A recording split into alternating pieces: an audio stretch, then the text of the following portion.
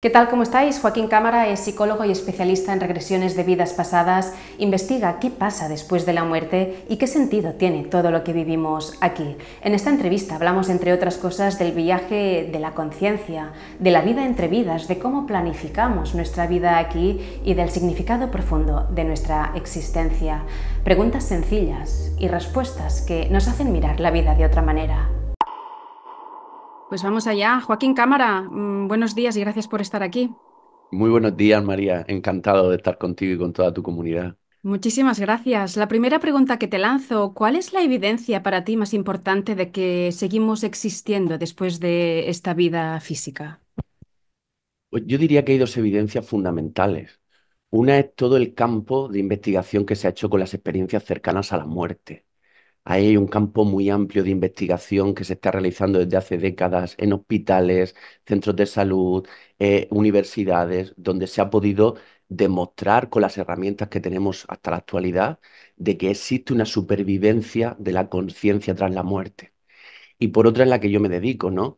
Que es el poder llevar a muchas personas a estados de expansión de conciencia a través de regresiones o expansión libre de conciencia, como han hecho otros muchos psicoterapeutas, donde también podemos recoger una gran cantidad de datos que nos ayudan a entender esa supervivencia. ¿Qué ocurre justo en el momento de morir? ¿Cómo dejamos el cuerpo y cómo sigue el viaje de la conciencia o del alma? Sí. Justo al momento de morir, los minutos, incluso los días previos, la persona moribunda, si es proceso esa muerte de una enfermedad, empieza ya a contactar con el siguiente plano de conciencia que llamamos el plano astral. Y ahí muchas veces lo que van a relatar, y esta experiencia es muy compartida por todas las personas que acompañan a seres queridos moribundos, es que empiezan a hablar y a ver a seres queridos que se fueron antes que ellos, los empiezan a ver en la propia habitación donde están, ¿no? Ahí sabemos que vienen a acompañarnos en ese proceso de desencarnación. Y a partir de ahí lo que la persona, lo que vamos a sentir es sencillamente, porque el proceso de salida del cuerpo nadie lo relata doloroso, tampoco en las regresiones, lo que sentimos es un hormigueo, un zumbido por todo el cuerpo y de repente el cuerpo con mucha paz sale, el cuerpo astral sale del cuerpo físico y lo que va a ver es el mismo lugar, el mismo escenario donde ha dejado el cuerpo, solo que ya es de ese otro espacio. Y a partir de entonces, ¿qué sucede en ese plano astral? Pues a partir de entonces, lo primero que vamos a querer hacer ahí siempre, habitualmente es lo que se hace, es acompañar a los seres queridos que se han quedado en la tierra. Nosotros los seguimos viendo. Incluso desde el astral podemos notar lo que están sintiendo, lo que están pensando. Entonces, habitualmente nos quedamos junto a ellos durante un tiempo, el tiempo que cada alma quiere quedarse ahí, ¿no? Acompañándolos, tratando de mandarles señales, eso lo hacen con mucha frecuencia. Porque claro, las personas están sorprendidas normalmente cuando salen del cuerpo porque se siguen viendo vivos, pero ven a sus seres queridos pasarlo mal, están en su duelo.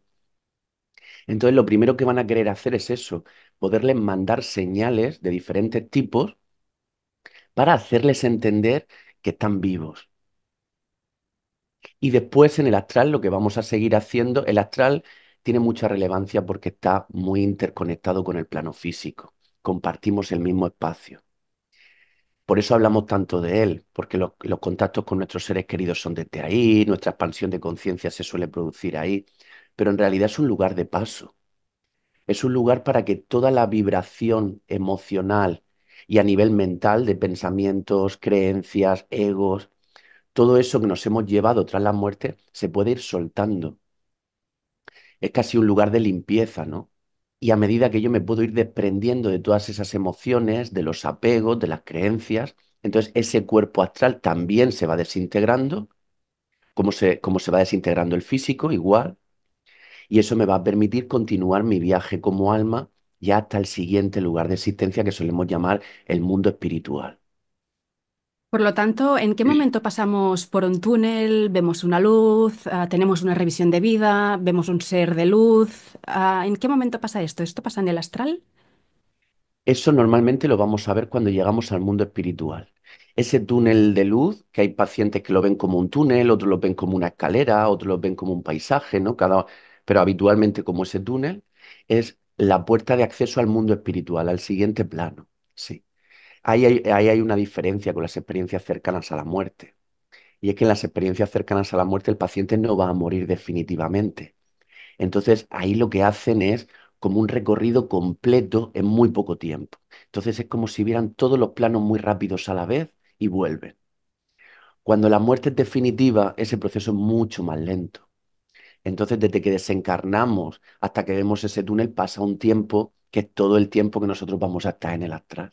Una de las primeras cosas que pasan en las experiencias cercanas a la muerte es ver a seres queridos fallecidos, que fallecieron. ¿Cuál es la función de que estos seres queridos fallecidos vengan a por nosotros? ¿Es para guiarnos, para acompañarnos, para saludar? ¿Cuál es la función? La función es la de acompañar y que podamos estar tranquilos y tranquilas en ese proceso, porque ellos vienen a acompañarnos en la salida del cuerpo cuando desencarnamos, pero después nuestro paso por el astral lo vamos a hacer solos. O sea, no se quedan con nosotros durante ese tiempo. El astral es un plano muy íntimo. Es para que yo me trabaje a mí y para que yo vaya teniendo comprensión de la vida que he tenido. Eso se ve muy bien en las regresiones, ¿no? Cuando vemos una vida pasada, vemos el proceso de la muerte, por eso sabemos todo esto. Y luego vemos que en el astral, después de estar con nuestros seres queridos, casi todo el tiempo lo que yo voy haciendo es entender la vida que he tenido en la tierra. A medida que voy soltando los apegos, los egos, claro, mi perspectiva cambia y empiezo a ver la vida física como lo que era, ¿no? Como, como un juego, como un escenario donde yo aprendí, donde yo hice sentir, porque hay mucha diferencia cuando veo la vida física desde ese apego y ese ego a cuando me libero de todo eso, ¿no? Ahí soy mucho más libre de darme cuenta. Y eso es lo que voy a estar haciendo en ese astral y eso lo hago yo solo. Sí que es verdad que siempre está la presencia de nuestro guía espiritual. Ese nos va a estar acompañando durante todo el tiempo, igual que nos acompaña en la Tierra, pero sí que es verdad que nos dejan mucho espacio en el astral para que nosotros podamos tener el tiempo que necesitemos. De hecho, hay sesiones donde vemos que el guía se acercaba y el paciente le pedía espacio y le decía que no, que quería estar solo y lo dejaba. Otros que pedían ayuda, entonces el guía venía, ayudaba energéticamente, vibracionalmente, le ponía las manos en la cabeza, lo calmaba y luego se volvía a retirar. Pero es un periodo para que nosotros estemos tranquilos y solos cuando nos hemos ido como adultos. Con los niños o con los animales hay diferencias, ¿no? Pero como adultos ese es el proceso habitual que se sigue. Claro, en la revisión de vida, ¿qué lección crees que nos enseña sobre la vida? ¿Qué nos revela? ¿Qué verdad nos está Sí. revelando? Una de las cosas que a mí más me llama la atención de esas revisiones de vida es que las personas, en esa revisión de vida nadie te juzga. Hacemos dos, ¿no? Una con nuestro guía al llegar y luego otra se hace con unos seres más elevados que se suelen llamar los sabios o cada uno los llama, ¿no? O los ancianos. Se hacen dos revisiones de vida.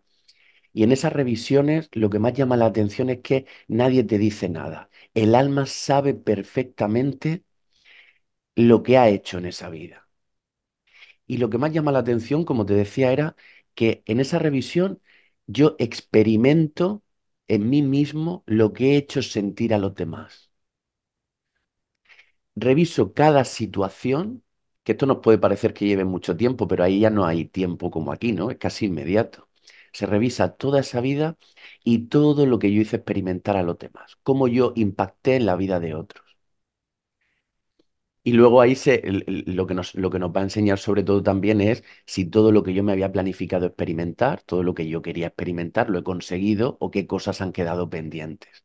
Y algo importante que nos enseñan es la importancia de tratarnos los unos a los otros con respeto, ¿no? Amor, compasión, lo que sea, ¿no? Es como esta ley universal, ¿no? De haz a los demás lo que te gustaría que te hicieran a ti, ¿no? O algo así.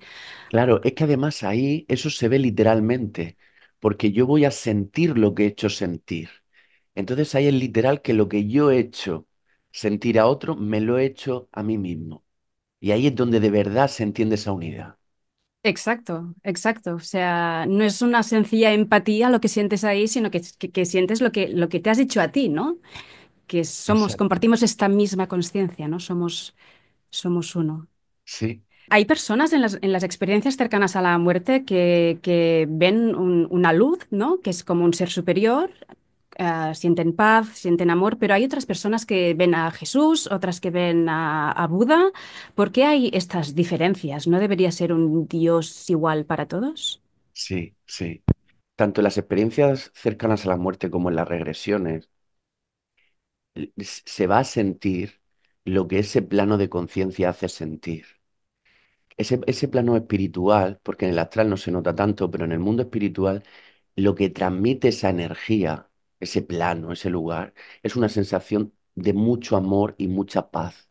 Y eso lo experimentamos todos. Y incluso se siente una presencia, por decirlo de alguna forma, que la da el propio plano, una presencia divina.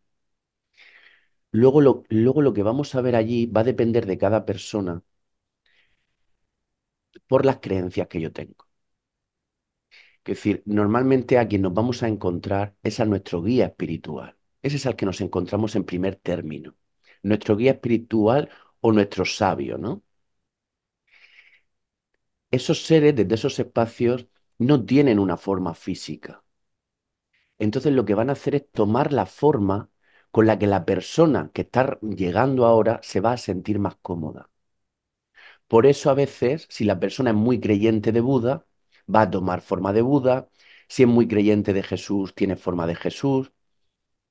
Pero yo recuerdo incluso en una regresión que hice con una persona muy joven, eh, muy joven, un niño de 13 o 14 años, aunque no trabajo con niños, pero esa la tuvimos que hacer, donde él vio a Superman que venía. Bueno, su guía decide que eso es lo que más cómodo va a hacer sentir a esa persona. Entonces toman esa forma. No es realmente ni que venga Buda, ni que venga Jesús, que yo no digo que no existan, digo que normalmente la forma que van a tomar nuestros guías son los sabios para hacerme sentir cómodo cuando llego. Igual que cuando llego a esos primeros escenarios, si yo tenía unas creencias muy fuertes y se mantienen al llegar en un cielo cristiano, los primeros escenarios se pueden parecer a ese cielo cristiano o ese cielo musulmán. Y cuando yo ya me he acostumbrado a ese plano, cuando ya estoy sereno allí, entonces empiezo a ver el plano tal y como es. Ya no hace falta que mi guía tome esa forma, ya no hace falta que el plano espiritual tenga ese escenario, pero sí que hay unos periodos de acomodación donde para que yo me sienta cómodo, las formas, las imágenes que voy a ver se acomodan a mí. ¿Y qué sucede con los pensamientos y sentimientos y nuestro ego? ¿En qué momento nos deshacemos de ellos? Normalmente nos vamos deshaciendo de ese apego y ese ego humano durante nuestro paso por el astral. De hecho, eso es lo que va a marcar la diferencia de cuánto tiempo estoy en el astral y de cómo llego al mundo espiritual.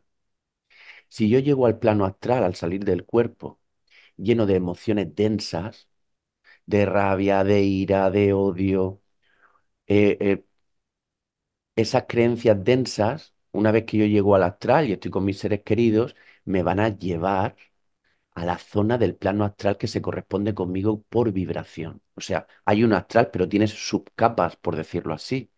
Capas más densas, que solemos llamar los bajos astrales, y capas más elevadas, que están ya más cercanas al mundo espiritual.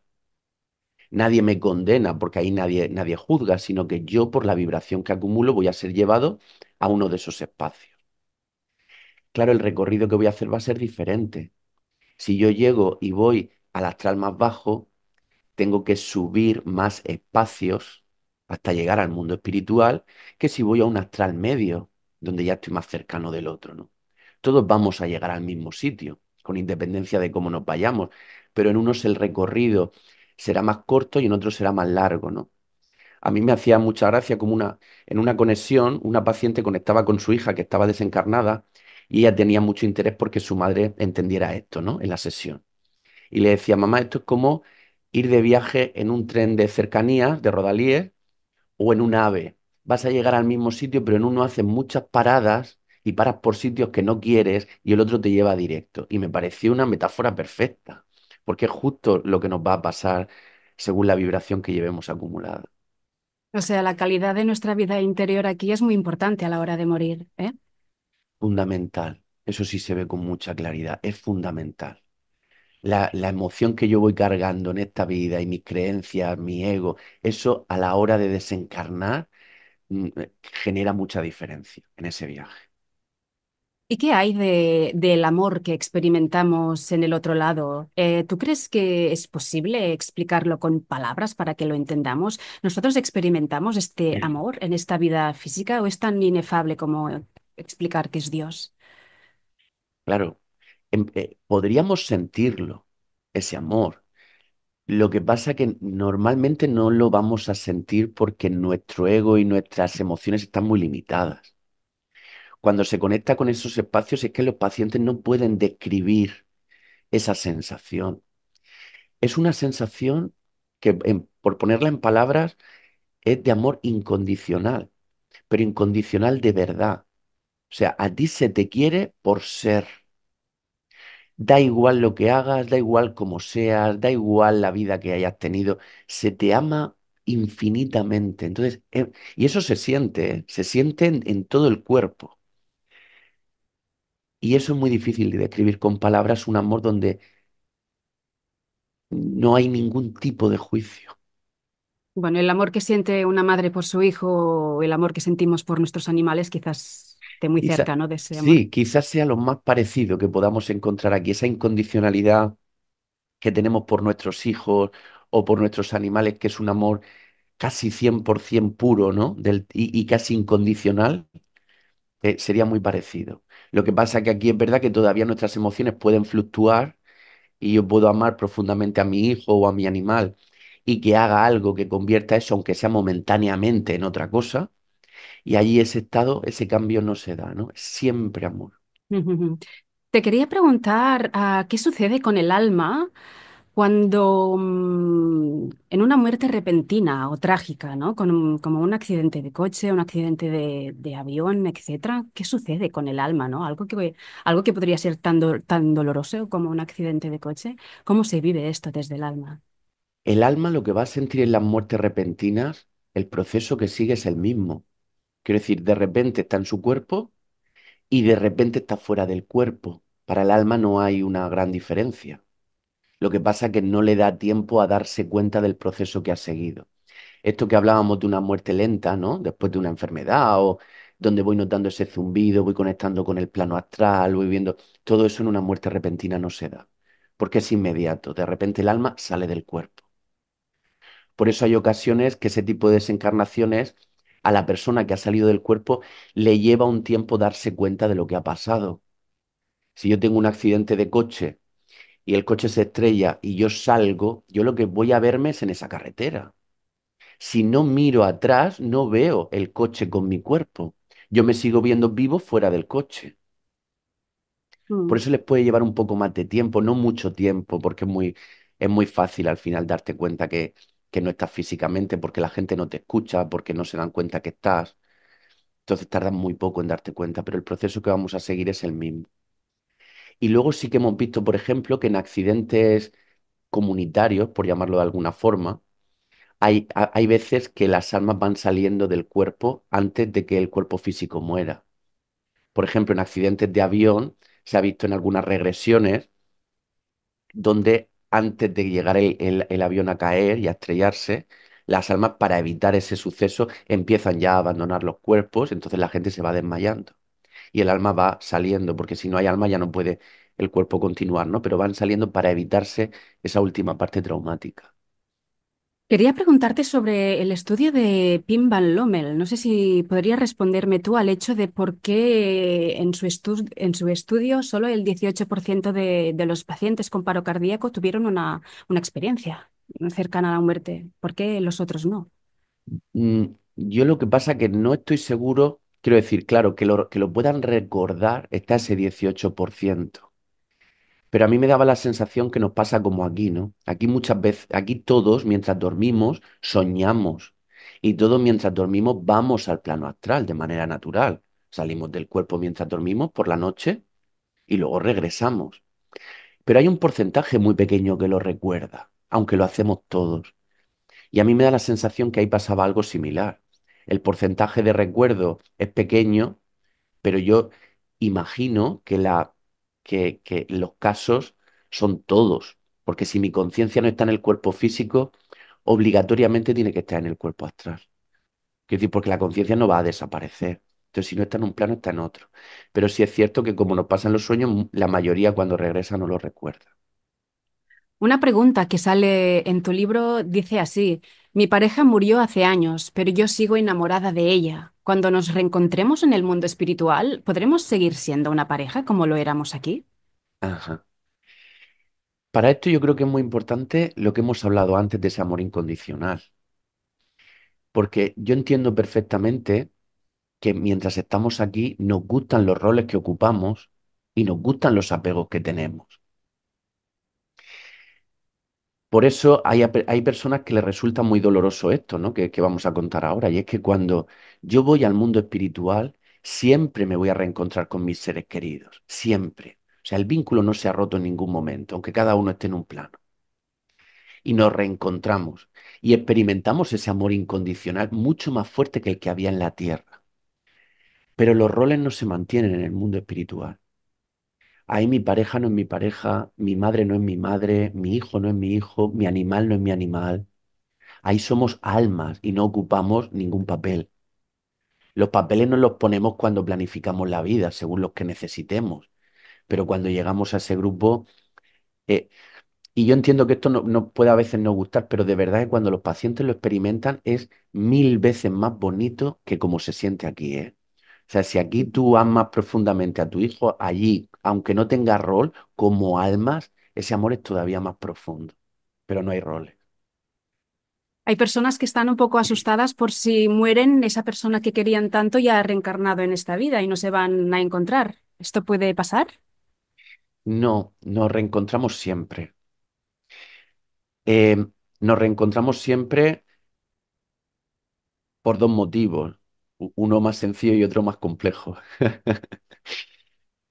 Eh, Nos reencontramos siempre porque solemos planificar nuestra vida con nuestro grupo de almas. Entonces, siempre se espera que todo el grupo esté junto para planificar la siguiente vida. Por eso entre una vida y otra suele pasar muchos años. Y luego por otra cuestión, y es que en el caso de que un alma haya reencarnado, cuando tú llegas al mundo espiritual, seguirías encontrándote con ella.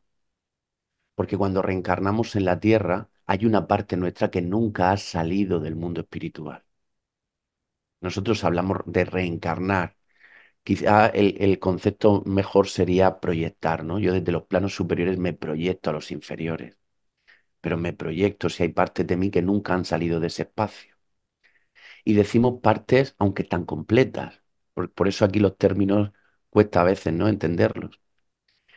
Pero ha habido sesiones, por ejemplo, de expansión de conciencia que ni siquiera son regresiones, donde el paciente ha ido al mundo espiritual en directo, no recordando nada, y ahí ha podido estar hablando con el alma de personas que están vivas ahora mismo en la tierra.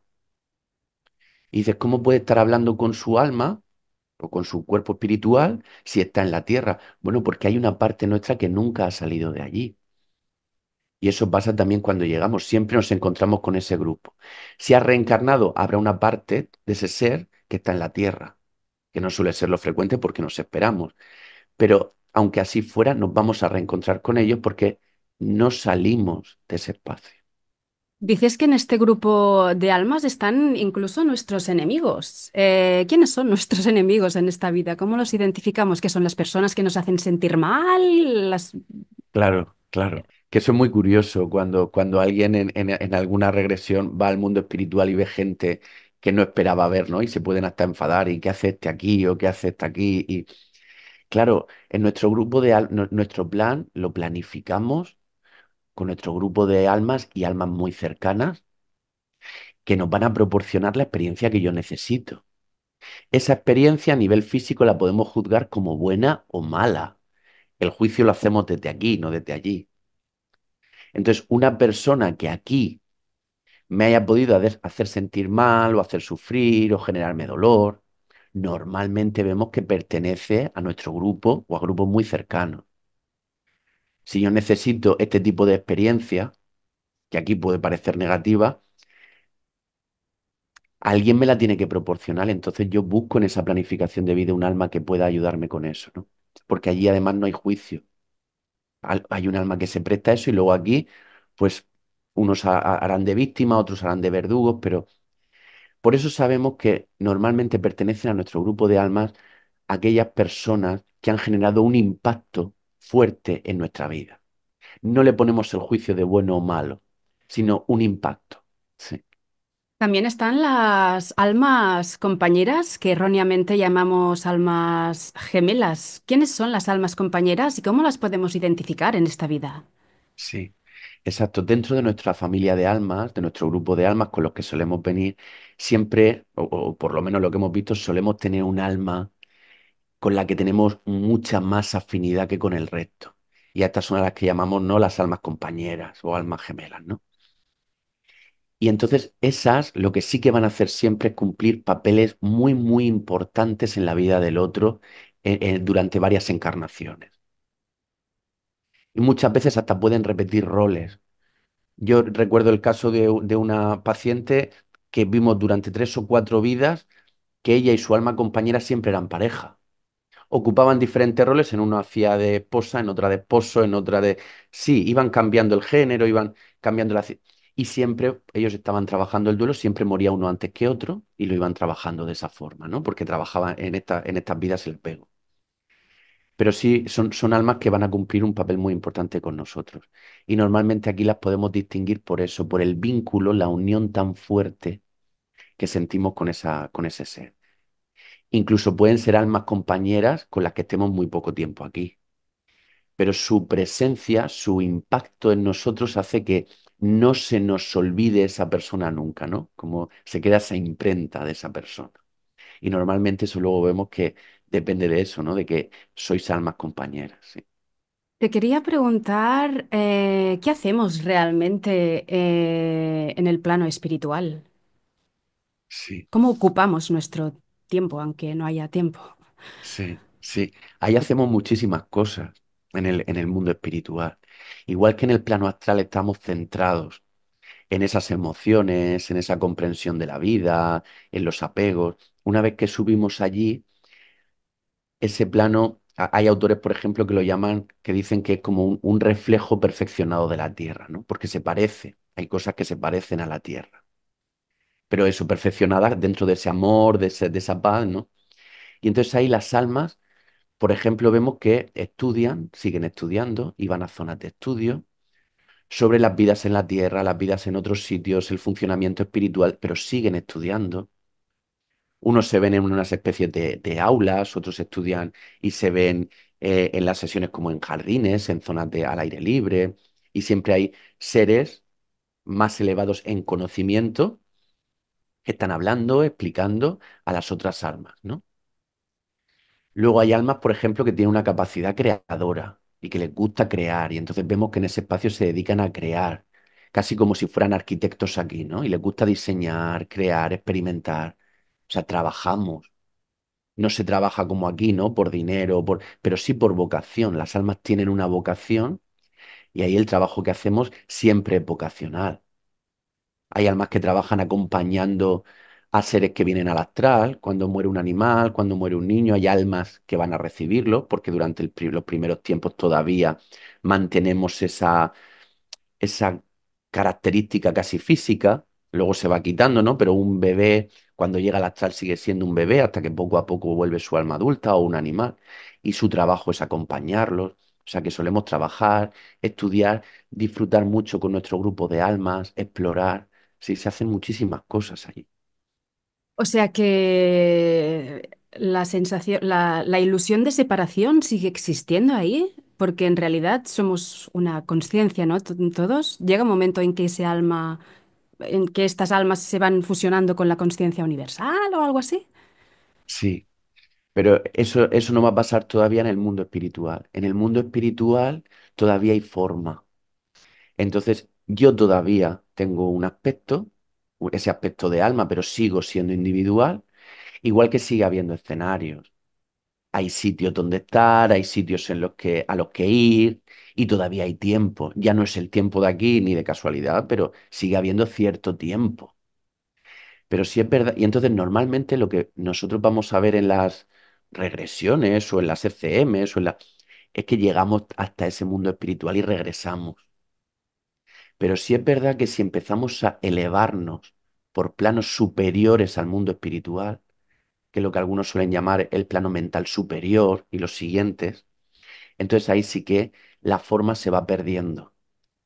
Entonces, aunque en el mundo espiritual yo ya me sentía en mucha armonía y con mucho amor con los demás, ahí en el siguiente espacio yo ya sí siento que pertenezco a todos los demás. Todavía sigue habiendo separación, pero yo ya noto que formo parte de una conciencia global.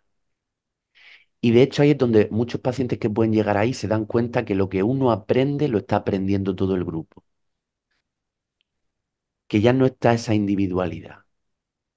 Es desde donde se entiende, por ejemplo, cuando hablan de los linajes familiares y por qué yo tengo que estar aprendiendo lo que no supo resolver mi bisabuela. Ahí se empieza a entender cómo todo va formando parte, primero, de ese grupo y cómo ese grupo que era individual ya va formando parte de una misma conciencia. Entonces ya empiezo a darme cuenta que yo era todos los demás de mi grupo. Y eso a medida que subo, claro, se va extendiendo. Y es verdad que los pacientes que pueden acceder a esos espacios, según van subiendo, aunque a alguien aquí le pueda dar cierta angustia al hablar de eso, pero la sensación que se siente es preciosa. O sea, lo que se va sintiendo a medida que tú vas soltando esa individualidad es de una unidad y una totalidad especialmente bonita. Ahí sí que no se puede describir. Ahí sí que les cuesta muchísimo describirla. Porque ya en esos planos es muy difícil entenderlo, pero algo que repiten mucho los pacientes que llegan hasta ahí es que está todo y no hay nada.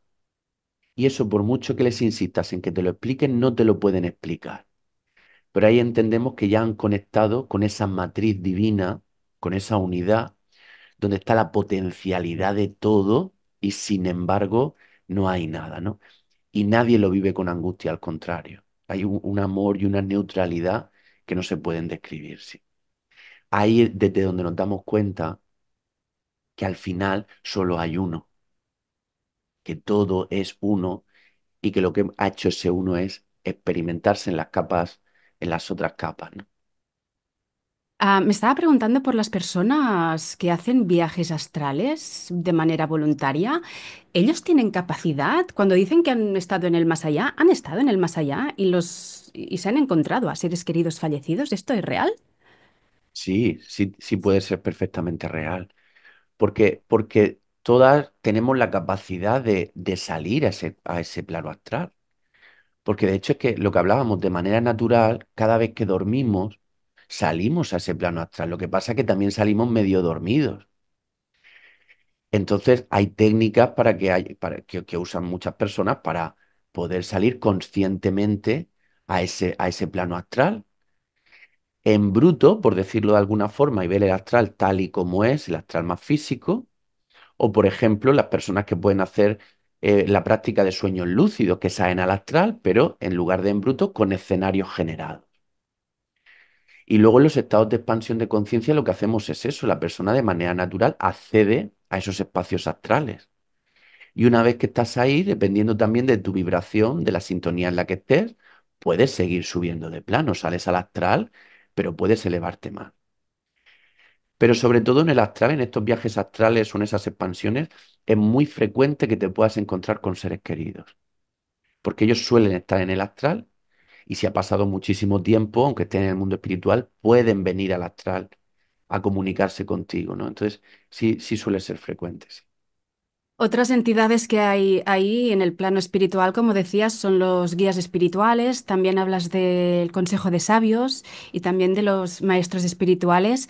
En cuanto a los guías espirituales, todos tenemos un guía espiritual, ¿no? O varios. También me preguntaba si nos ayudan desde el plano espiritual o si también encarnan aquí para ayudarnos de una manera más física. ¿Cómo Ajá, funciona? sí. Guía espiritual sí que tenemos todos. Guía espiritual, cuando nosotros planificamos nuestra vida en la tierra, se nos asigna un guía espiritual. Esos trabajos que hablábamos que hacemos desde el mundo espiritual, bueno, pues uno de esos trabajos es ser guía espiritual de otros, ¿no?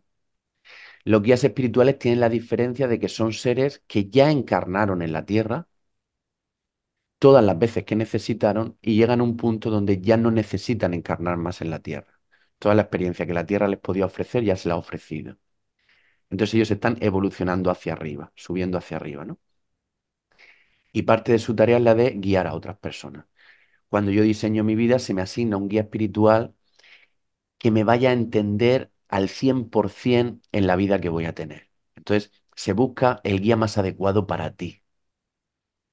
Y es un guía que haya vivido experiencias similares a las que tú estás viviendo, porque esos son los que de verdad te van a entender. Las vivieron, pueden empatizar contigo, pero las trascendieron. Entonces también tienen todo ese valor, ¿no? De saber cómo se trascendió aquello. Y se me asigna uno.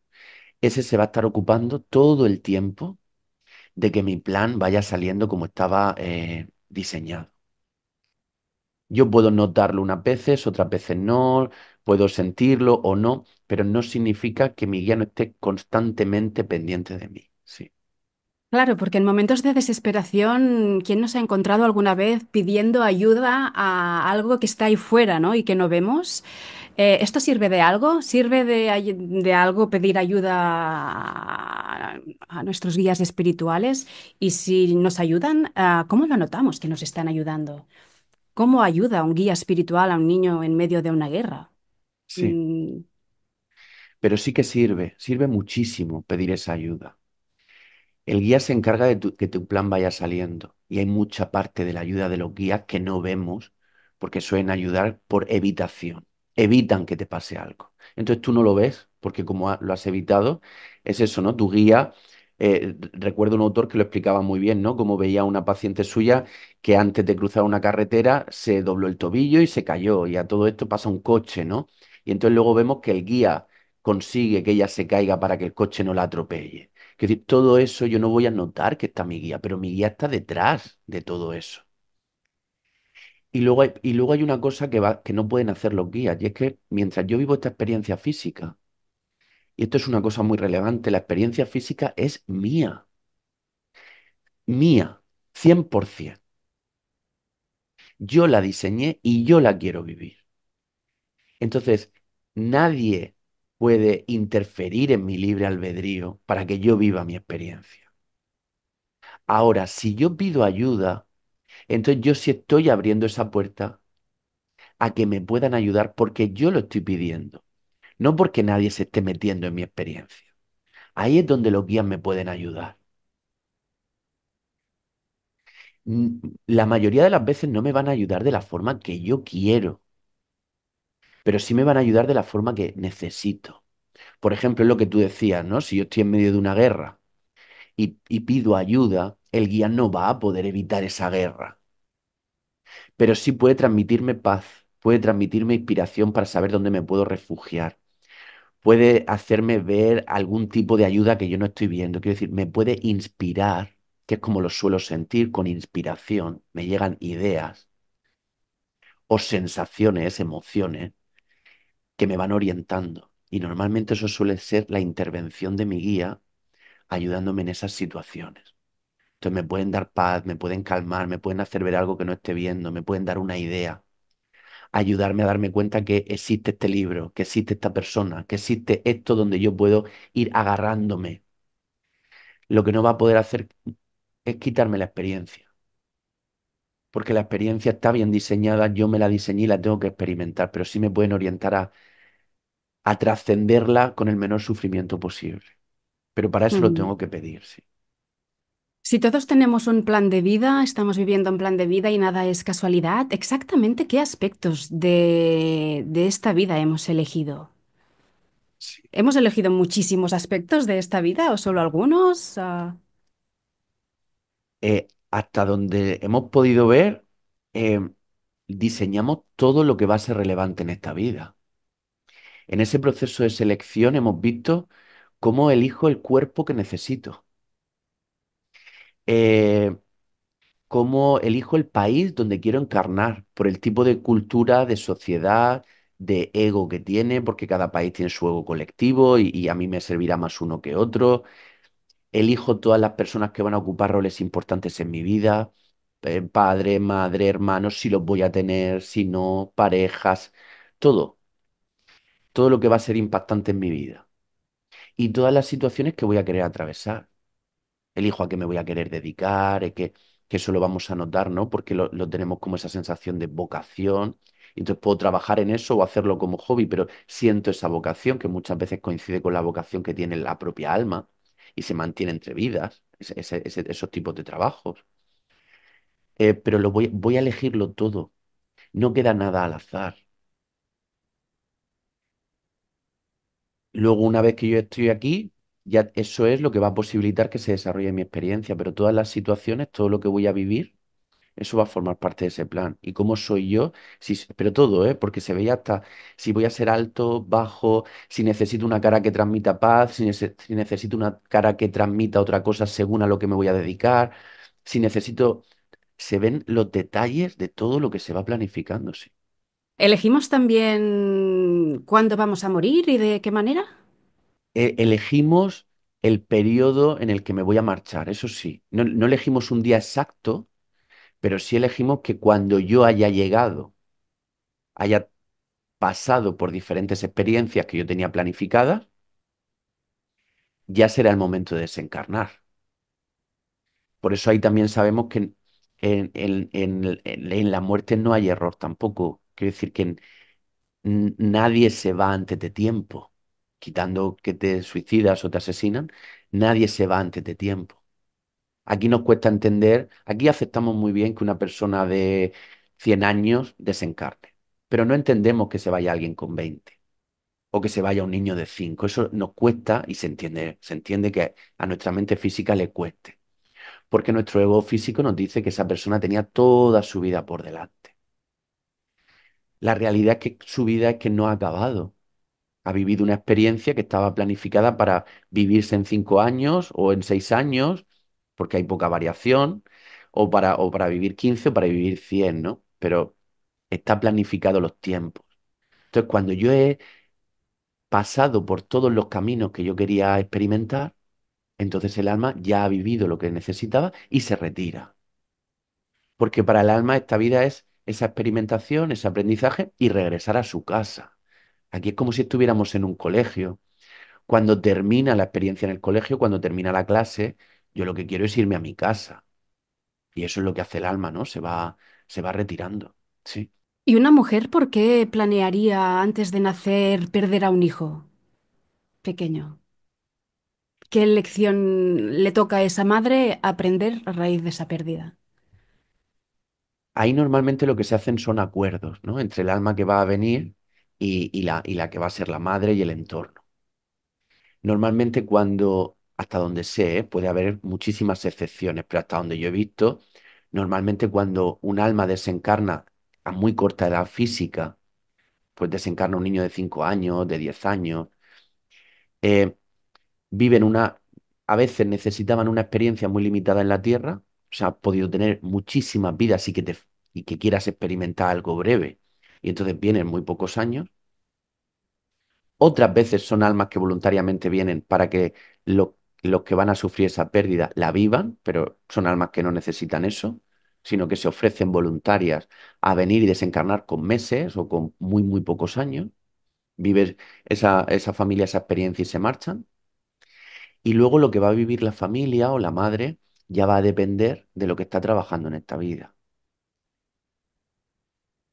Muchas veces es la puerta de acceso al mundo espiritual. Y entonces, a partir de esa desencarnación, yo empiezo a hacerme preguntas que sin esa muerte yo no me habría hecho nunca. Y eso es mi apertura espiritual. Es por donde nace la luz, ¿no? Exacto, es por donde nace la luz. Y he Ujú. podido tener muchas vidas donde esa luz no llegó y de repente necesito esa experiencia. Otras almas que vienen a experimentar una gama de emociones que hasta en otras vidas no habían podido experimentar y de repente se encuentran con un dolor intenso, con una culpa intensa, con emociones que todavía no habían podido experimentar. Lo que sí sabemos es que cuando sucede algo así, eso no lo van a experimentar almas con poca experiencia física. Suelen ser almas que ya tienen un nivel de desarrollo en la Tierra porque son experiencias muy difíciles. Y como hablábamos, es como un colegio. Las primeras veces que venimos, las vidas son muy sencillas. Te acomodas a la tierra. Todos vivimos cosas, pero unas son más sencillas que otras. Y a medida que el alma va evolucionando, el alma quiere experiencias ya más complicadas, porque la forma de aprender también más, ¿no? Y ahí es donde se van diseñando esas experiencias. Hay, por ejemplo, madres que de repente por el tipo de muerte de su hijo experimentan una culpa enorme, más de lo normal, ¿no? Porque en el duelo siempre hay culpa, pero una culpa que llama más la atención que el resto de culpas. Y ahí es donde, por ejemplo, vemos en las regresiones que la culpa era algo que tenían pendiente de otra vida si no podían quitarse de encima, ¿no? Y están trabajando la culpa hasta poder entender que no eran responsables de la muerte, ¿no? De otra persona.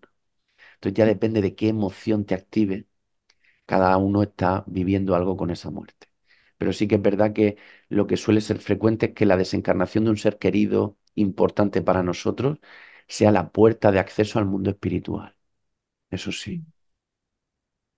Te iba a preguntar, y al revés, por qué se acordaría que un niño o una niña perdiera a su padre o a su madre a una edad corta, ¿no? Sí.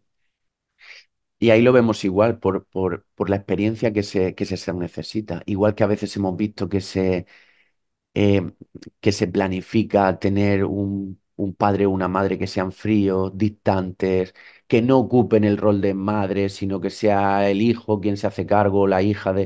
Es decir, todo eso forma parte de la misma planificación. Para que tú hagas algo, ¿no? Porque a veces cuando hablamos de esto dicen, bueno, y mi libre albedrío, y si todo está planificado, ¿yo qué estoy haciendo aquí? Bueno, es que con cada experiencia yo hago cosas. Yo aprendo. Hay experiencias que me ayudan a fortalecerme, otras que me ayudan a poner límites, otras que me ayudan y me empujan a marcharme de situaciones. Es muy frecuente ver en una vida pasada situaciones que te llevaron a la muerte y que se están repitiendo en esta para que tú aprendas a marcharte, por ejemplo. Y se van repitiendo, ¿no? Para que aprendas a todo eso. Pero todo está bien diseñado, como hablábamos, y que yo tenga, que yo nazca huérfano y tenga que estar en un orfanato con esas condiciones, eso después va a tener un sentido. Aquí lo que pasa es que nuestro ego lo juzga todo. Entonces todo lo considera enseguida, todo le da pena, ¿no? Pero una pena muy del ego. Todo le parece mal, todo le parece triste, todo le parece... Pero cuando tomamos perspectiva y vemos todo lo que esas almas han hecho, incluso físicamente, cómo han ido evolucionando esas vidas y todo lo que han descubierto, se ve lo bonito del diseño que ha habido, aunque aquí se haya pasado muy mal durante un tiempo, ¿no? Por lo tanto, todos esos patrones que vamos repitiendo a lo largo de la vida, ¿no? Que se nos van repitiendo una y otra vez, cada uno sabrá los patrones que va repitiendo. Supongo que ahí está claramente donde debemos trabajar, ¿no? Y hasta que no despertemos y vemos que eso se va repitiendo, pues no lo vamos a poder resolver, ¿no? No vamos a poder romper con ese bucle. Sí, y eso creo que es una de las claves más importantes para cuando la gente dice, yo no sé cuál es mi plan de vida, yo no sé qué he venido a hacer, yo no, bueno, quizá no lo sepas en global, tu alma sí lo sabe y lo estás haciendo, ¿no? Pero si te das cuenta de las cosas que en tu vida se están repitiendo y que a ti te están haciendo sufrir, eso es seguro que es algo que tú vienes a trascender. Entonces, el llevar ahí toda tu atención y darte cuenta de eso y de tu responsabilidad, por lo que decíamos, mi vida en la tierra es 100% mía y los demás son accesorios, actores que están posibilitando mi experiencia, pero yo soy quien tiene que vivirla. Entonces, si en lugar muchas veces de eh, proyectar las cosas fuera de es que esta persona me ha hecho, la gente no debería ser así, mi jefe siempre es malo, mi hija siempre es tal, si en lugar de eso me lo llevo hacia mí y me doy a mí esa relevancia como protagonista de mi vida y veo todo lo que me hace sufrir y cómo se repite, porque si nos fijamos, se va a repetir. Se repite en las relaciones de pareja, se repite en las relaciones con los hijos, se repite en los trabajos, o sea, hay una repetición donde tú, aunque intentes escapar, se van repitiendo. Te escapas de una pareja y vuelve otra que es igual, o te llevas de esta forma con tus compañeros del trabajo, te vas de ese trabajo y se vuelve a repetir. No te puedes escapar de lo que está planificado, ¿no? Si yo puedo estar concentrado en eso y darme cuenta de lo que de verdad me hace sufrir y entiendo la forma de soltar ese apego y esos egos que se me activan, ahí ya la situación desaparece. y puede parecer casi milagrosa, pero la situación desaparece en el momento que yo lo he entendido porque ya no hace falta. Es como cuando apruebo un examen después de suspenderlo muchas veces. La asignatura está aprobada y es un milagro, pero yo ya no tengo que volver a tocarla. Y aquí es igual. ¿Por qué crees que hay tantas dificultades en las relaciones románticas? ¿Tiene algún sentido esto? Las relaciones románticas es que lo que nos van a permitir ver es todos los egos que llevamos encima. Toda la parte de esa mente condicionada se ve perfectamente en las relaciones románticas. Todos los miedos que tenía y no había visto de otra forma, todos los apegos que tenía y que hay mucha gente que no se descubre hasta que está en pareja. Y de repente descubre todos los miedos que tiene, todos los apegos, descubre características suyas que no sabía que tenía. Por eso, porque el ego se activa muy fuerte en una relación. Por eso son tan importantes, ¿no? Tan relevantes. Pero normalmente lo que las va a hacer difíciles va a ser siempre eso, que son trabajos del ego. De repente hay un ego, y en la Tierra solemos tener egos fuertes, hay un ego que se junta íntimamente con otro ego y que tienen que encajar. Y cuando se hace bien y se hace con conciencia, esa relación lo que puede posibilitar es que los dos egos se vayan soltando y las personas puedan conectarse más con lo que son verdaderamente junto a esa persona que de lo que serían fuera, ¿no? Porque si esta vida es una escuela, ¿qué lecciones son las más importantes que hemos venido a aprender aquí? Pues algunas de las que más se repiten y de las que más nos hacen sufrir y que vemos que más cuesta es la del apego, es la de poder experimentarme aquí con esa conciencia de alma que soy, pero viviendo una experiencia física. Pero aquí surge algo que es más complejo, pero bueno, se entiende, ¿no? Siempre hablamos del ego como si fuera un enemigo. Tengo un ego, una mente condicionada que me tengo que quitar de encima, que tengo... Claro, pero el ego es el que posibilita que tú te creas que eres individual. Tú te tienes que creer que eres María. Y para creerte que eres María, que no lo eres, claro, tienes que crear un personaje. Y ese personaje te lo posibilita el ego. Hasta ahí estaría bien. El problema es que como el ego siempre acaba tomando el control, porque el ego solo va a servir para esta vida, y él tiene miedo a morir, porque el ego sí muere, claro, tú no, pero María sí. Entonces el ego va generando todos esos apegos y eso es lo que nos va a hacer sufrir, ¿no? Una de las cosas que venimos a aprender aquí es a poder, fíjate, que a veces parece que a veces se habla, ¿no? De que todo es sufrimiento. Lo que se viene aquí a veces es a lo contrario, a poderlo disfrutar sin sufrimiento. Y mi trabajo va a ser poder descubrir eso, que yo puedo estar aquí con un cuerpo limitado, con un ego, pero puedo disfrutar de toda la experiencia que la vida en la tierra me da y que no me da en otros sitios. Solemos despreciar el plano físico y el cuerpo físico, pero luego las almas ahí vemos que adoran ese cuerpo físico porque les da experiencias que no pueden tener. En el mundo espiritual no se come, no se respira como aquí, no hay los escenarios tan vivos aquí como vemos, ¿no? El mirar una puesta de sol, el abrazar, todo eso allí se vive de otra forma. Quiero decir, hay muchas cosas que este plano y este cuerpo hacen posibles que como almas nos gustan mucho y toda la naturaleza que hay aquí, las conexiones que se dan. Entonces, no es despreciable esa experiencia, pero venimos sobre todo a aprender a gestionar nuestro ego y aprender a través de él a gestionar nuestras emociones y a vivir esa experiencia descubriendo cada vez más que yo soy ese alma que está habitando este cuerpo. ¿Hay otras, nos encarnamos en otras escuelas más suaves o más densas, físicas también? Sí, hay más sitios de encarnación, está la Tierra. Pero hay sesiones donde hemos visto que los pacientes pueden encarnar en otros sitios físicos, en otros planetas o en otros sistemas. Hay sistemas o planetas que son más fáciles que la Tierra, mucho más fáciles. Por ejemplo, hay pacientes que ha pasado varias veces que se ven viviendo vidas físicas con otras formas, no tienen la forma humana, pero a lo mejor parecida, pero por ejemplo tienen mente colectiva. Entonces, son individuales, pero mantienen esa unidad de conciencia entre ellos. Sin embargo, luego deciden que quieren probar cómo es experimentarse completamente individual y con una mente individual, ¿no? Pero hay sitios de encarnación con mentes colectivas.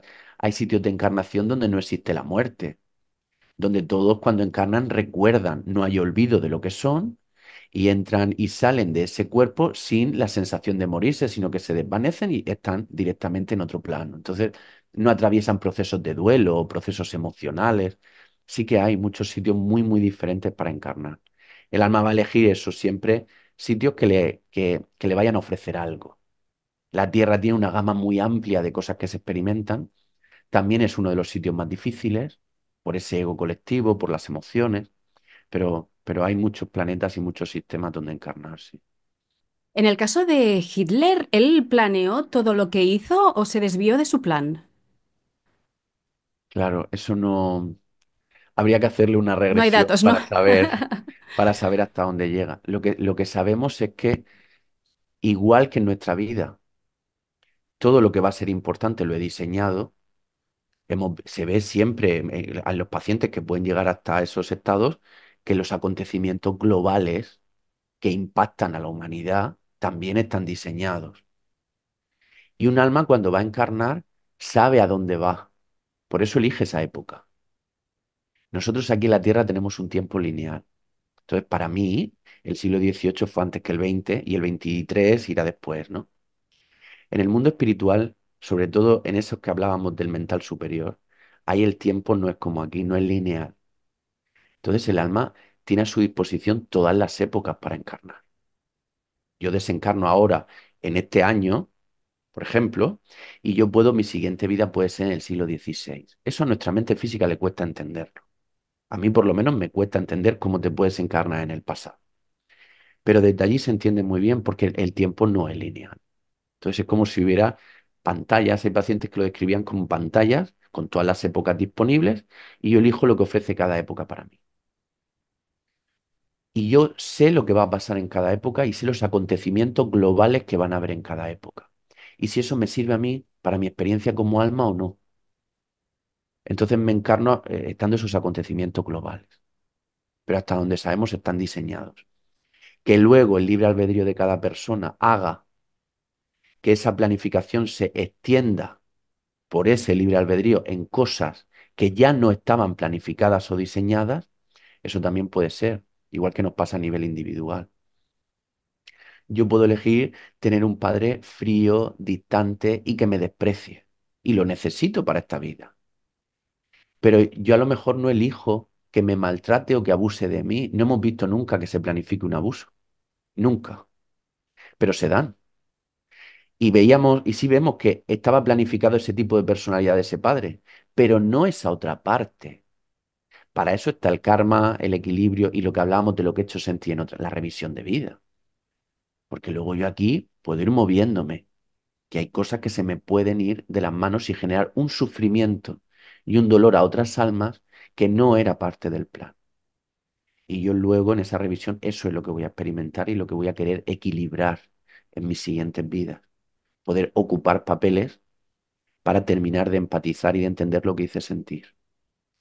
Entonces, en ese tipo de situaciones como la que tú comentas, pues eso, no sabemos hasta qué punto está planificado y cuánto se le puede ir la mano a alguien y llevar las cosas hasta el extremo.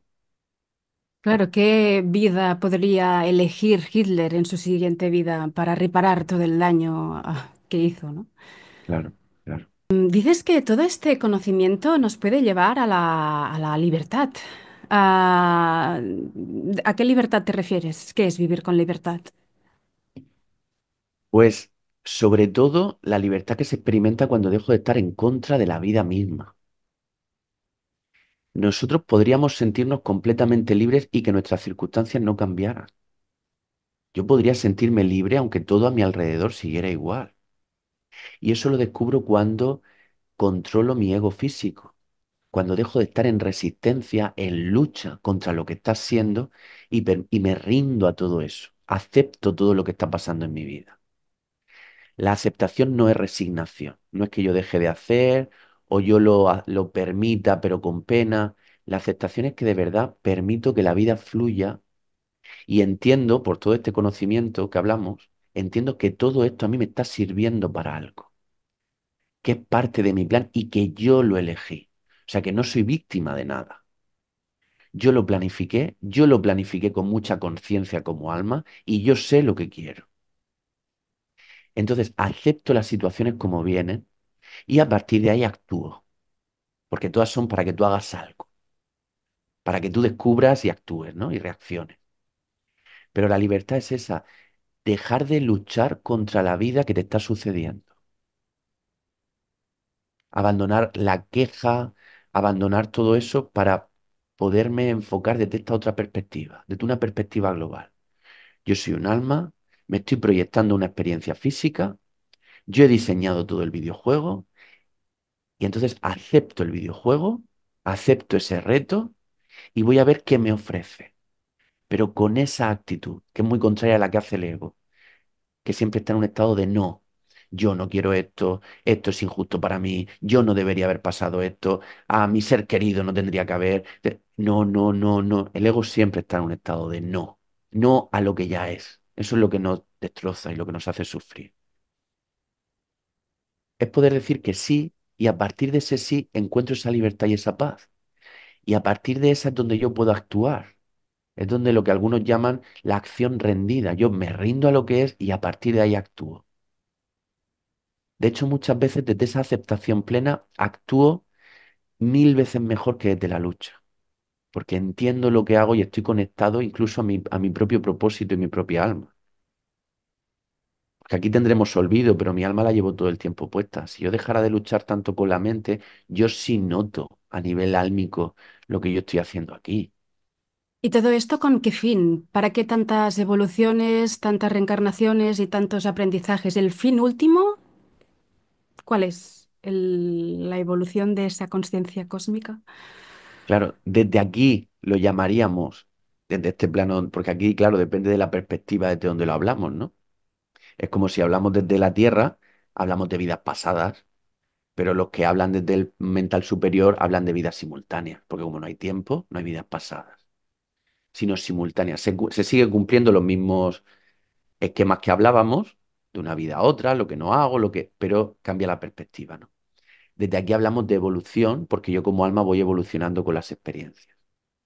En último término, en esa unidad de la que hablábamos, en esa matriz divina, ese campo de conciencia, todo pasa dentro de él. Entonces, desde ahí no podríamos hablar de evolución, hablaríamos de experiencia. Quiero decir, el fin último de esa unidad que somos es la de experimentarse en todas sus potencialidades, como soy yo en todo lo que se me ocurra. Por eso cuando hablamos de que todos somos uno, de que todos somos Dios, en último término es literalmente así. O sea, cada uno es la unidad experimentándose en un aspecto concreto. Igual que un autor se experimenta con cada personaje de la novela que escribe, ¿no? Y pues esto sería algo parecido. ¿Y son estas cosas las que hemos venido a recordar aquí? Es decir, ¿por qué venimos aquí olvidando todo, ¿no? Venimos a recordar estas cosas así, aquí, que somos uno, que no somos un cuerpo, que tenemos un plan de vida, que estamos aquí para evolucionar. ¿Es esto lo que estamos recordando? Sí, sí. Hay quienes necesitan recordar eso por el proceso evolutivo en el que están y el proceso evolutivo en el que está la propia Tierra, que está también en su proceso de expansión. Y necesitamos recordar esto y cada vez se está amplificando más todo este conocimiento y es cada vez más aceptado. Y hay personas que por la planificación de vida que tienen no tienen que recordar nada ni les va a resonar nada de lo que estamos hablando, ni ahora ni nunca. Y eso está bien también así. Hay personas que en su planificación parten de la base de que quieren experimentarse sin ninguna creencia espiritual, para sacar una empatía 100% pura, por decirlo de alguna forma, no esperando un premio ni una recompensa, o generar un bienestar social sin esperar nada a cambio. Y muchas veces eso lo tienen que experimentar desde el ateísmo, por ejemplo. Entonces está bien que ni se crean nada de lo que hablamos. Por eso es muy importante en este momento no intentar convencer a nadie. Si yo lo escucho y me resuena, lo importante es que la información esté para quien la necesita. Si la escucho y resuena conmigo y me abre ese campo espiritual, perfecto. Entonces tómalo. Si lo escucho y nada de esto tiene que ver conmigo, no te obligues, no te esfuerces, porque quizá tu camino va por otro lado. pero no es mejor uno que otro, ni uno está más evolucionado que otro. Puede haber gente con muchísima experiencia de evolución que aquí no creen absolutamente en nada. Y sin embargo vemos que pueden tener vidas ejemplares de voluntariado, de ayuda social, de preocupación por los demás, creyendo que cuando te mueres acaba todo. Que eso es todavía más generoso, porque ni siquiera esperas nada, ¿no? Después. Entonces, ¿cómo diferenciamos quiénes son almas jóvenes y quiénes son almas viejas en este mundo? Sí. Por almas jóvenes y viejas, lo que entendemos es, porque a veces mucha gente se confunde, por almas jóvenes y viejas nos referimos a cuántas veces han venido a la Tierra. Hay almas más experimentadas en la Tierra que podemos llamar almas viejas y almas con menos experiencias en la Tierra y las llamamos jóvenes, pero joven o vieja con relación a este plano, porque luego en los mundos superiores no hay edad y no hay diferencia. Hay almas más experimentadas que otras, pero no se ven esas diferencias como hablamos aquí, ¿no? Aquí normalmente lo que vamos a ver y lo que se suele ver en las regresiones es que almas más jóvenes o menos experimentadas en la Tierra tienen vidas mucho más sencillas, mucho más fáciles. Siempre te tiene que pasar algo, pero lo que te va pasando es más sencillo. Entonces, desde el principio, pues sueles tener, eh, pues eso, infancias felices, todo lo que necesitas, todo el dinero que quieres, trabajos fáciles, y todo te va a ir yendo más o menos rodado, porque yo me estoy. Y aún así sufren. Sufren con una relación de pareja, sufren con un primer amor, van probando emociones, pero suelen tener vidas más sencillas. Y a medida que esa experimentación se va haciendo mayor, entonces las vidas se van haciendo cada vez más difíciles. Pero porque el propio alma quiere, no por otra cosa, ¿no? Que si yo voy al colegio y ya he hecho muchas veces primero, yo quiero ir a segundo. Sé que es más difícil, pero yo quiero experimentar más, quiero saber más. Entonces voy subiendo de grado. Y aquí hacemos igual, ¿no? ¿Qué tipo de almas son líderes como Donald Trump o Putin? ¿Son almas viejas o almas jóvenes? Pues yo imagino, no lo sé, pero yo imagino por lo que sé, por contexto, por lo que se va viendo, que tienen que ser almas experimentadas para ocupar esos papeles. Luego nos gusten esos papeles o no, pero a nadie le cabe duda que son papeles especialmente relevantes. Y un papel relevante necesita ocuparlo un alma que pueda gestionarlo. Es lo que hablábamos. Luego aquí tenemos el ego colectivo, luego aquí se te puede ir todo de la mano, pero para ocupar esos papeles necesito ser un alma experimentada, hasta donde yo sé. Desde el plano físico es una cosa, pero cuando lo podemos ver desde el ego, toda esta gente, y cuando se entiende así también es bonito de ver, son la demostración del ego colectivo. Esa gente no aparece de la nada. Alguien la pone ahí y alguien los mantiene ahí. Entonces, es la demostración de qué nivel de conciencia en ese momento tiene ese pueblo o tiene esa sociedad. Y eso lo vamos a ver con ese líder. Y eso nos ayuda también a ver dónde estamos, ¿no? O sea, que parece que sea algo terrible. Claro que físicamente hay personajes terribles, pero nos ayuda a ver el ego colectivo de los que lo han puesto ahí, ¿no? Y ese ego colectivo es importante porque es la única forma de que tomemos conciencia de qué nivel tenemos como seres en la Tierra. Porque aquí vamos pasando el día, más o menos, pero cuando tú ves que alguien ha puesto una figura así, o permite que se mantenga una figura, hay varias, entendemos, nos enseña muy claramente dónde está mi nivel de conciencia y ayuda muchas veces también a transformarlo. Yo he podido poner a alguien ahí y de repente darme cuenta de ese ego colectivo y empezar a trabajar para irme al extremo contrario. Por lo tanto, son un reflejo de la conciencia global de la Sí, humanidad, ¿no? sí. Yo estaba equivocada entonces porque hubiera dicho, bueno, Donald Trump y Putin deben ser almas jóvenes que no tienen experiencia y que crean el caos en el mundo, pero estaba equivocada, por lo que veo. Pero para crear el caos tienes que tener experiencia, ¿no? No debe ser tan fácil generar el nivel de caos y de desolación que generan, ¿no? En el mundo. Claro, otras cosas, el consumismo, ¿no? También son cosas que reflejan, pues, el tipo de conciencia que tenemos todos, ¿no? Y quizás lo dormidos que estamos un poco todos, ¿no? Y no sé si se beneficia a alguien de que estemos dormidos y que seamos esclavos de un sistema materialista. Eso es, y de eso es de lo que la humanidad está empezando a salir ahora, toda esa toma de conciencia. Estamos dentro de un sistema y estamos dormidos dentro de ese sistema. Había un filósofo, no recuerdo quién era, que decía que las pesadillas sirven para despertar. Y eso es lo que estamos viviendo. Como sociedad nos hemos ido durmiendo, es lo que nos han ido haciendo ese ego colectivo, es el propio sistema te va durmiendo y te mantiene medio dormido porque más o menos tú te puedes mantener tibia. Más o menos tienes para comer, más o menos tienes para vivir, te pueden hacer creer que puedes ganar un poco más, te mantienen, ¿no? En esa línea y tú más o menos te mantienes. Ahora, cuando vienen acontecimientos globales de esta forma, eso es lo único que a ti te puede despertar y lo único que puede ayudarte a salir del sistema. Pero muchas veces para salir el sistema se tiene que ir a un extremo. Y es donde lo que estamos viendo ahora, como todo se está yendo a un extremo. Pero es que al nivel de ego en el que estamos, si no nos vamos a esos extremos, parece muy difícil que nos despertáramos. Mm. O sea, necesito encontrar a alguien, por ejemplo, profundamente xenófobo para darme cuenta de que eso existe y que a lo mejor yo tengo algo de eso también. Y yo también lo estaba expandiendo, pero necesito verlo de una forma muy exagerada, casi en una caricatura, para que yo me dé cuenta de lo que hay en mí, ¿no? Por poner un ejemplo. Pero eso, el nivel de conciencia se despierta cuando veo los extremos y entonces los sé interpretar bien.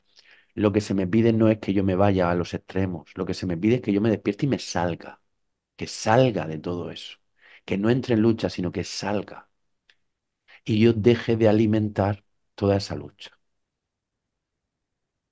Me gustaría hablar de los niños que llegan a cierta edad y pierden, ya no recuerdan sus vidas pasadas y pierden el contacto, ¿no? Con esa vida espiritual. ¿Por qué ocurre? Sí. Sí, porque los niños, lo que pasa es que no los solemos hacer, no tenemos cultura de eso, ¿no? En nuestra zona. Pero los niños, si les preguntáramos, hasta los 6 o 7 años, recuerdan vidas pasadas. Y luego hay culturas que lo potencian más, entonces lo pueden seguir recordando durante más tiempo. Hay una investigación muy grande de Ian Stevenson que se dedicó desde la universidad a investigar niños que recordaban vidas pasadas y comprobar que los datos que recordaban eran ciertos y no podían saberlo de ninguna forma. Eh, y aquí muchas veces, si nosotros le preguntáramos a los niños pequeños que nos rodean o a nuestros hijos con 5 o 6 años dónde estaban antes, a qué se dedicaban antes, ellos no lo dirían. Muchos de ellos, en un porcentaje muy alto, te lo diría. Incluso vemos que hay niños que tienen aficiones o juegos o obsesiones con algo muy concreto que luego podemos descubrir que han tenido esa vida. Por ejemplo, yo tenía un paciente que en otra vida, que en una vida pasada, en su regresión, vio que había muerto durante unas tareas, él era bombero y murió trabajando en un incendio. Y entonces, después de verlo en la regresión, recordó que durante toda su infancia le obsesionaban los camiones de bomberos.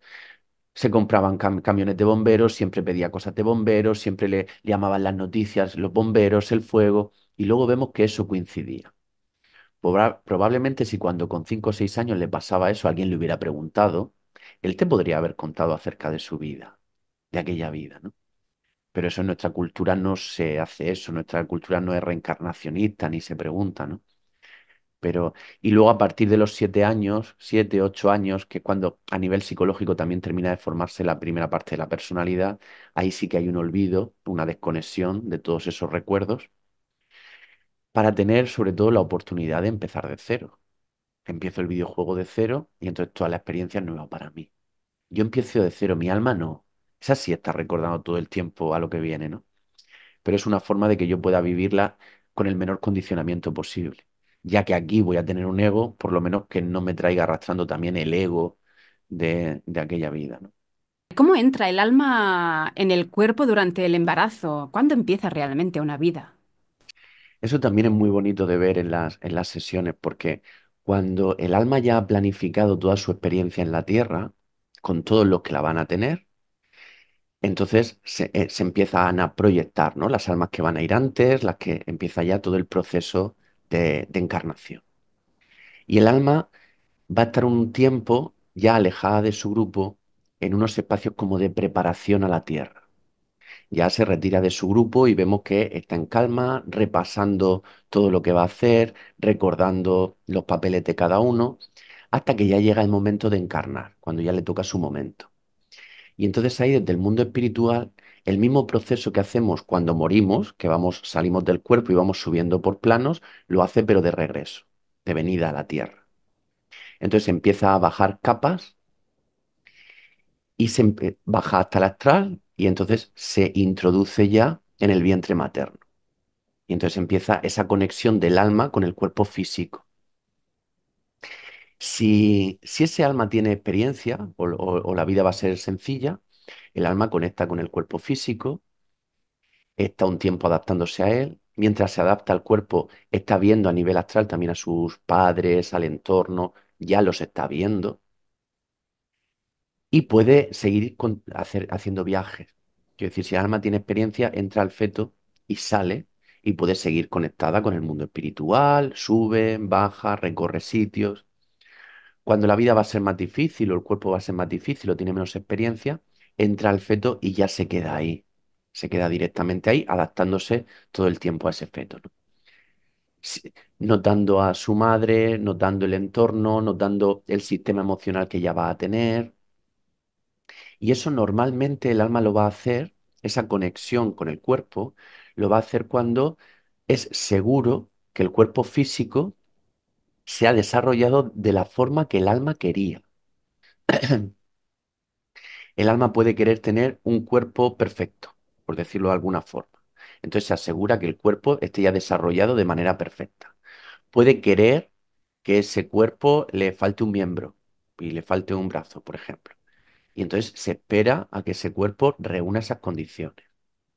Puede ser que necesite que el contexto pase algo antes de encarnar. Y cuando eso pasa, entonces encarna. Por ejemplo, tiene que encarnar ya cuando su padre biológico ha muerto, por ejemplo. O cuando su madre decide darle una adopción. O entonces, cuando ya el contexto es el que necesita, entonces entra. Pero el alma va a venir cuando sabe que ya todo va a ser como ella necesita, el cuerpo, el contexto y todo. Eso suele ser normalmente a partir del tercer, cuarto, quinto mes de embarazo, es donde vemos que el alma ya conecta con el cuerpo, ya está segura que más o menos va a ser lo que necesita, y entonces ahí se introduce. Y si luego ya no hay cambios, pues ya se mantiene ahí. Si luego pasa algo en ese contexto, en ese cuerpo o lo que sea que no le sirve, entonces se retira de ese cuerpo y espera el siguiente embarazo. Y lo de que nacemos llorando, supongo que no tiene nada que ver con estar triste por haber dejado el plano espiritual, ¿no? Eh, yo creo que no, pero sí es verdad que hay almas que en cuanto entran en contacto con el cuerpo físico y, bueno, pues llevan todas sus vidas pasadas ahí, ¿no? Y entonces hay almas que pueden venir ya con todas esas emociones de otras vidas. Por eso entendemos que hay niños que casi desde que nacen sienten tristeza o sienten miedo o sienten cosas que a nivel psicológico no podemos explicar porque no han tenido nada que lo justifique y ellos ya lo traían, ¿no? Igual que hay almas, que es algo, no me quiero enrollar mucho, pero hay algo que es muy curioso, ¿no?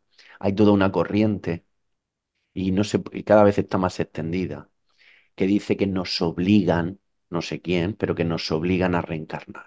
Y eso está muy extendido. Yo estoy convencido de que es parte del sistema, que intenta infundir miedo incluso en estos temas, ¿no? Y que tú te creas que hay alguien malo que te está obligando a reencarnar. Ni yo ni ningún terapeuta que nos dedicamos a esto de la manera más rigurosa posible hemos visto nunca que nos obligan a reencarnar. Pero sí hay una cosa que sucede, y es que cuando yo como alma decido encarnar y empiezo mi proceso de descenso, ese proceso de descenso ya no se puede evitar.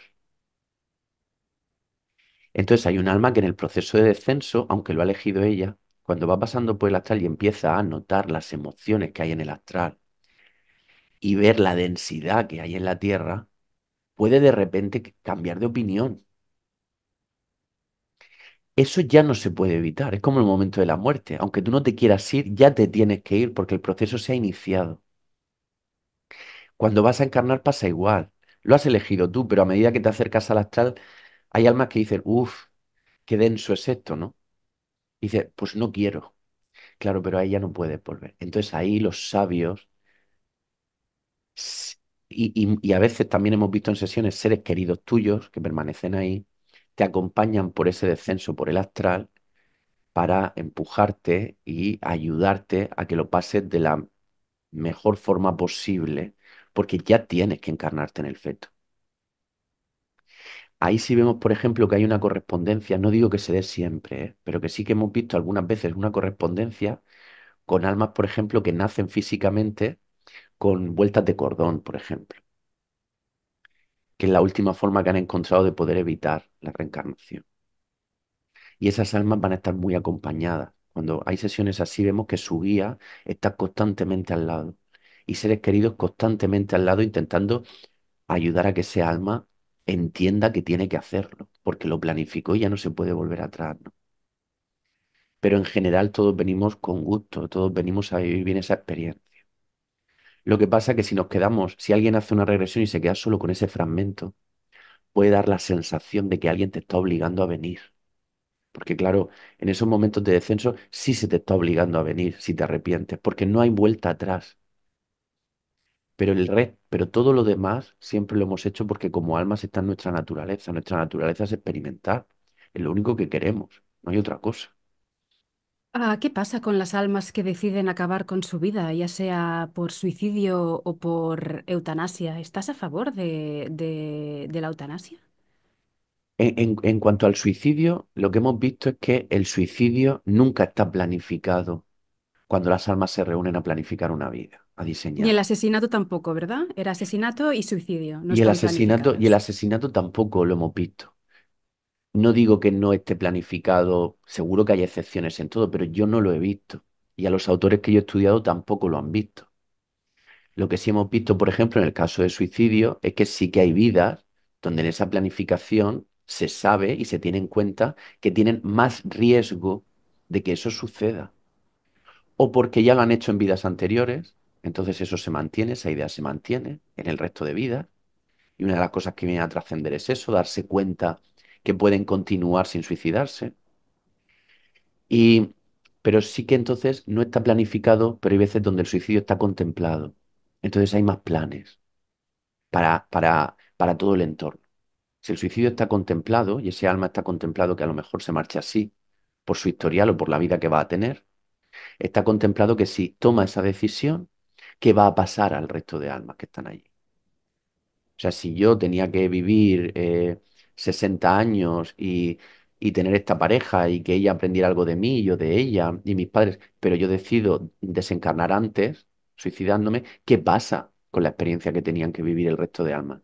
Bueno, pues hay otros planes, porque el plan no es rígido. Entonces, se planifica para que eso que va a pasar le sirva al resto de almas. Y en el caso de la eutanasia, lo que se ha visto es que ahí no se contempla como suicidio, porque sí que se ha podido ver, hay muy poco sobre esto, muy pocos casos, entonces tampoco puedo hablar así en general, pero lo que sí se ha visto en algunas sesiones, y esto también lo investigaba, por ejemplo, Michael Newton, y también tiene casos de este tipo, es que sí se han visto acuerdos en donde entre las almas decidían que si llego a este punto concreto y mi cuerpo al final ha ido llegando hasta este punto, eh, pido que un alma colabore en que yo me marche de esa forma. Quiero decir, ahí no parece que sean similares o que se trate de la misma forma el suicidio que la eutanasia. Porque la eutanasia sí hemos visto que estaba planificada en algunos casos concretos. Ya te digo que son pocos, pero sí se ha visto una planificación entre almas para ayudarse a evitar sufrimiento físico. Quería preguntarte sobre la tendencia de hoy de nacer y morir en los hospitales. ¿Es un buen lugar para nacer y para partir? No sabría decirte, porque cuando en las sesiones las almas nacen, por ejemplo, en ese momento están experimentando tantas cosas que no le dan mucha relevancia al hospital. Sí que vemos que tiene una relevancia emocional en el momento de desencarnar. Ahí sí, porque ahí cuanto más acogedor pueda ser el espacio, mucho más suave va a ser la transición. O sea, la transición siempre va a ser la misma. Pero si yo me voy rodeado de seres queridos, en un ambiente amigable, en un ambiente sereno, incluso ayuda muchas veces, y esto hemos visto que es verdad, y ya lo nombraban los budistas, con unos olores especiales, con unas luces tenues de determinado color, y todo eso ayuda a que el alma salga de una manera todavía más suave. Entonces, el desencarnar en un hospital, si se pudiera hacer en otro sitio, el alma podría marcharse y todos estos últimos minutos físicos o estos días físicos antes de marcharme podrían mejorarse y ser mucho más agradables que en un ambiente frío, sí. ¿Y qué piensas de la velocidad con la que nos deshacemos de los cuerpos físicos muertos, ¿no? Enseguida nos los llevamos Sí, a la funeraria o los vamos a incinerar, cuando antiguamente eran 3 o 4 días para que el cuerpo estuviera ahí descansando, ¿no? No sí, para velarlo, sino para que el alma pudiera desengancharse del cuerpo de una manera sí, tranquila, ¿no? ¿Es sí. así? Sí, aquí lo que pasa es que yo veo dos partes, ¿no? Hay una parte muy clara donde este sistema y este ego colectivo trata de que no veamos que la muerte existe.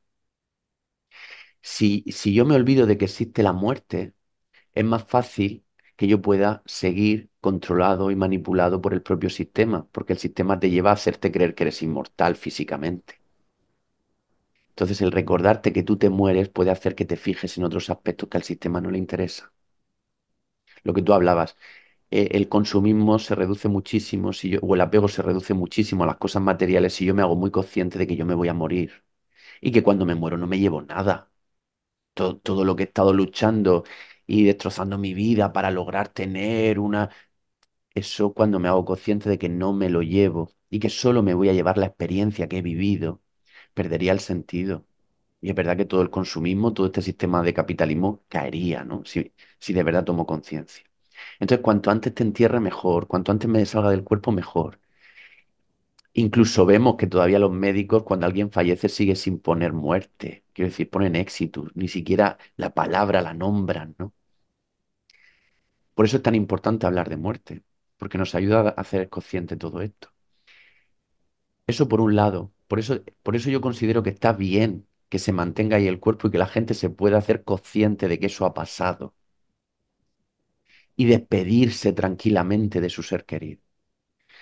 Y luego a nivel espiritual sí que vemos que cuando una persona abandona el cuerpo, sale inmediatamente del cuerpo y el cuerpo lo ve desde fuera. Entonces, en muchas ocasiones, lo que le pase a ese cuerpo ya no le dan importancia. Hay gente que pregunta, ¿al alma le molesta o le hace daño que se incinere el cuerpo o que se entierre? Al alma cuando sale, nosotros desde el astral, lo que le pasa a ese cuerpo nos suele dar igual. Sí que hay gente que le tenía muchísimo apego a su cuerpo, como le podía tener mucho apego a su casa.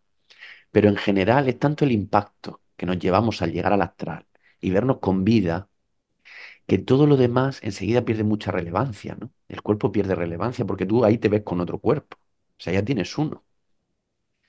Entonces, a nivel de alma no hay diferencia de que te esperes 3 días, que lo entierres corriendo, que lo incineres, que lo dones a la ciencia. Al alma, en principio, eso le da igual.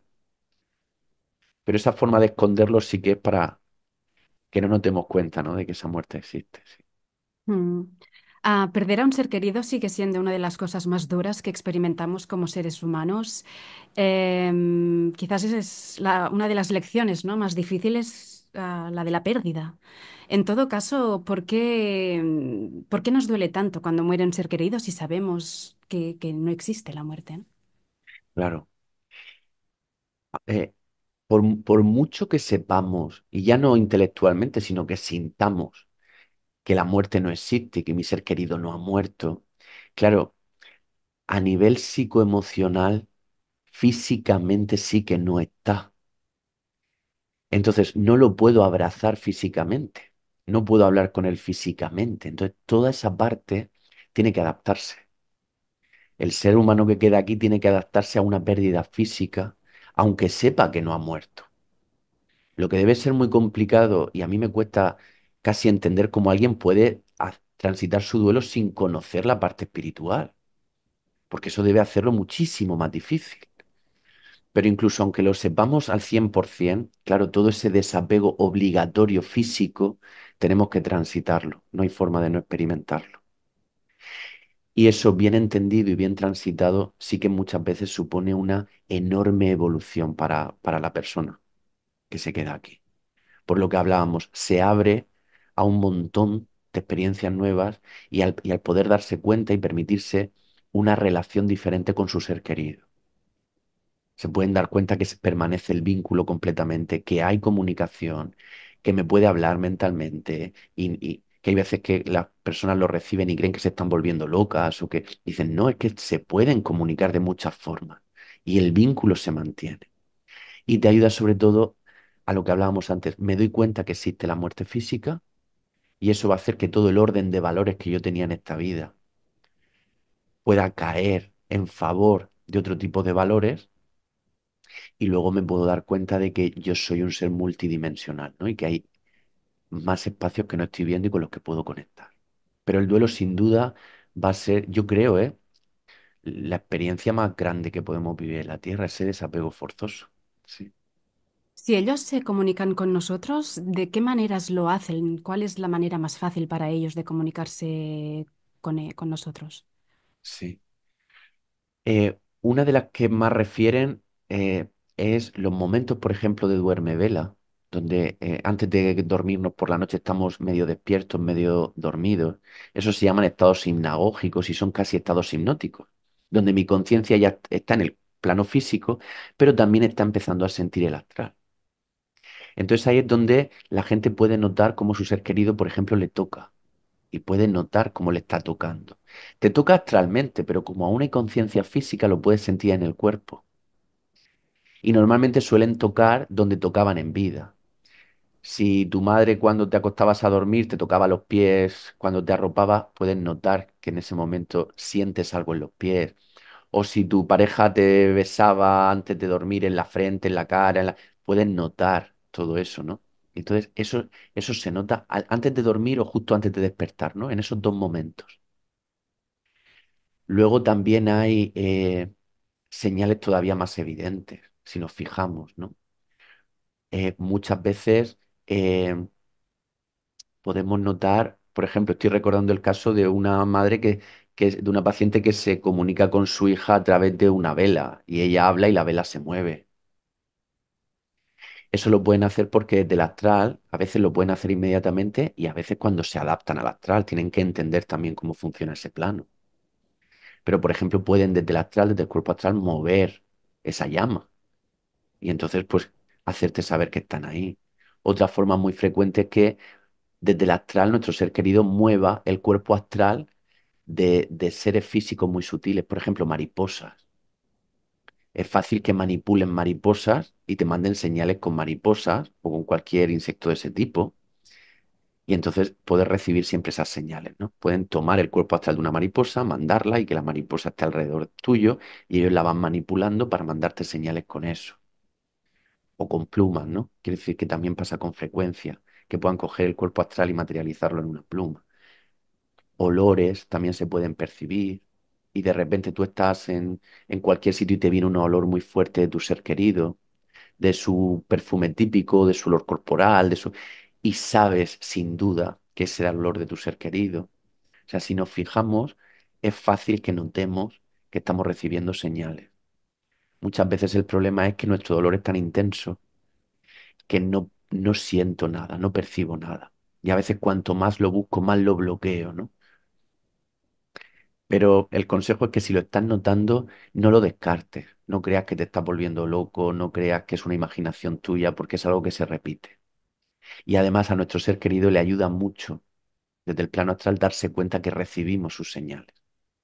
Si yo quiero hacer saber a un ser querido que estoy vivo y le estoy mandando señales, si yo veo que las nota, a mi ser querido también le alivia, porque él quiere que vea que no ha muerto, ¿no? ¿Crees que a los sueños, cuando soñamos con nuestros seres queridos fallecidos, eso es real? Hay muchas ocasiones en las que sí.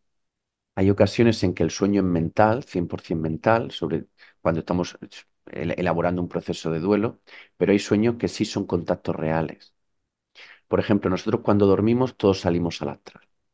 Y en el astral lo que hacemos, existen los sueños de la mente que llamamos, y es donde en el astral alrededor de nosotros se pintan escenarios que tienen relación con lo que hemos vivido ese día, con lo que hemos vivido esos meses, para que nosotros vayamos elaborándolo a nivel psicoemocional.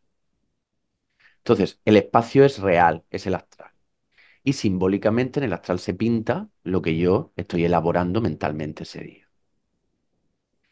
Si yo, por ejemplo, estoy elaborando un duelo, en medio de eso puede venir, puedo ver la imagen de mi ser querido, de situaciones que hemos vivido. Y eso sigue siendo un sueño mental de elaboración. Entonces, normalmente veo a mi ser querido en mal estado. O los momentos antes de morir, imágenes traumáticas, los momentos antes de morir, o lo veo en una mala situación, o me transmite mucha tristeza, o todo lo que mi mente emocionalmente está trabajando. Pero luego hay otros sueños y quien los ha tenido los sabe distinguir perfectamente, porque a lo mejor así explicado no se entiende bien, pero quien lo ha vivido lo sabe. Luego hay otros sueños donde yo voy al astral y aunque haya escenarios mentales, yo puedo estar soñando con mi trabajo, con o el parque donde voy, el sitio donde de repente aparece mi ser querido. Y sí hay mucha diferencia de cuando es una conexión real, que él entra en ese campo, en ese sueño, pero realmente es él, de cuando es un producto de mi mente. Porque cuando mi ser querido viene, a nivel emocional yo lo experimento de verdad ahí. Experimento una paz, una sensación de conexión, un amor con mi ser querido que no es y no tiene nada que ver con los sueños mentales. De hecho, cuando es un contacto auténtico, cuando tú te despiertas, recuerdas lo que ha pasado. Y lo sigues recordando días y meses y años después incluso. Los sueños mentales no, esos se olvidan en cuanto te pueden durar minutos, pero ya. Los otros sí se recuerdan y se recuerdan porque ha sido una experiencia real en el astral. Es una experiencia de verdad, por eso se recuerdan. Pero sí es frecuente, que haya. Pero ya te digo que cuando son contactos reales, lo que sentimos es mucha paz, mucha luz, mucho amor y nos despertamos con una sensación de profunda paz. Los otros sueños donde me despierto peor, eso suelen ser parte de la elaboración de mi duelo, que está tratando de lidiar con su trauma. Para muchas personas la relación más importante que tienen es con su animal. ¿Qué sucede con los animales que han pasado por nuestra vida cuando mueren? Sé que algunos de ellos vienen también a nuestro encuentro cuando morimos, pero ellos forman parte de nuestro grupo de almas. ¿Siguen el viaje álmico con nosotros? Sí, sí. Claro, aquí en el mundo físico, nosotros creemos que los animales son diferentes a las personas, igual que creemos que una planta es diferente a mí. Y aquí es normal, ¿no? Porque cada uno ha encarnado en una forma. Pero lo que vemos es que cuando salimos al campo astral, cuando desencarnamos y nos vamos al astral, durante un tiempo mantenemos la misma forma, pero a medida que seguimos subiendo, en el mundo espiritual ya no hay diferencia de alma. O sea, el alma que habita un ser humano, esto hay mucha gente que yo sé que no le gusta, pero es lo que se ve en las sesiones, no son creencias, es que de verdad se ve. Los pacientes lo ven así. El alma de un ser humano no tiene diferencia en el mundo espiritual con el alma de un gato, de un perro, de un mono, no hay diferencia.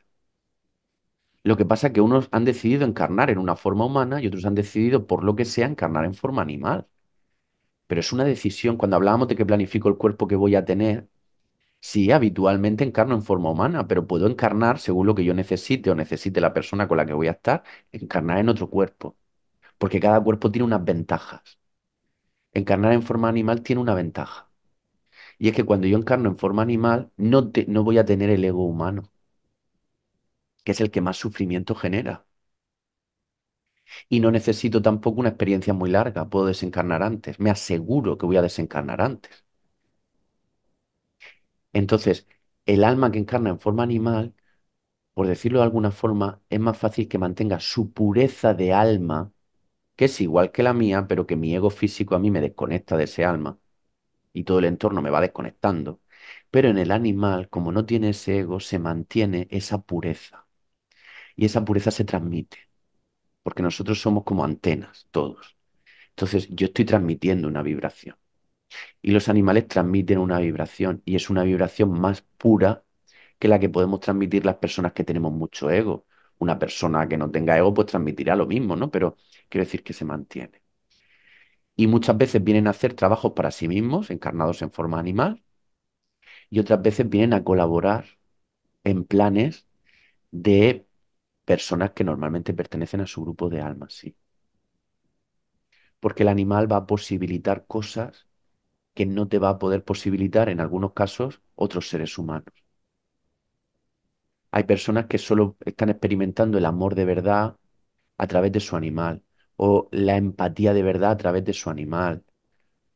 eh, eh, o lo que es de verdad que alguien te ame incondicionalmente, ¿no? Eso lo transmiten a través del animal. Y tú puedes tener una relación con otro ser vivo que no tiene ese ego y que no despierta esos egos en ti que a ti te pueden estar haciendo tanto daño. Pero lo que luego vemos es que, de hecho, cuando si llegamos a esos espacios, las personas pueden hablar directamente con su ser querido que aquí ha tenido forma animal, porque es que allí no hay diferencia. Y pertenecen a tu mismo grupo de almas, si el animal estaba muy cercano a ti, o a grupos de almas cercanos, si teníais muy buena relación, pero no estaba esa conexión al 100%, ¿no? Pero sí son almas sin diferencia.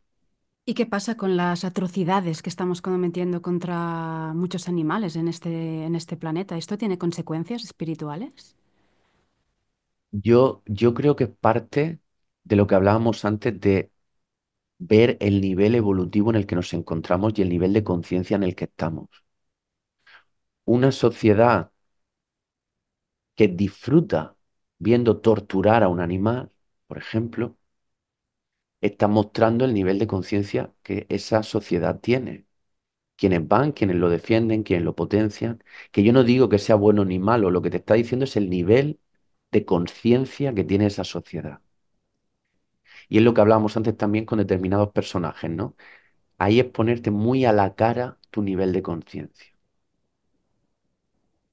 Igual que el que no te importe cómo se están criando animales que puedas comer o en qué condiciones tengan o que, bueno, todo me va hablando de mi nivel de conciencia. Y como hablábamos antes, esta experiencia es mía, entonces la responsabilidad es individual. Mi tarea es yo estar en coherencia con mi conciencia y, y no echar responsabilidades fuera. Si yo siento que tengo conciencia y estoy viendo algo así, es poder mantener esa coherencia y yo poder vibrar de otra forma y trabajar para un cambio, ¿no? Primero a nivel interno y luego ya si está en tu propósito lo harás a nivel externo, pero por lo menos interno. Sí.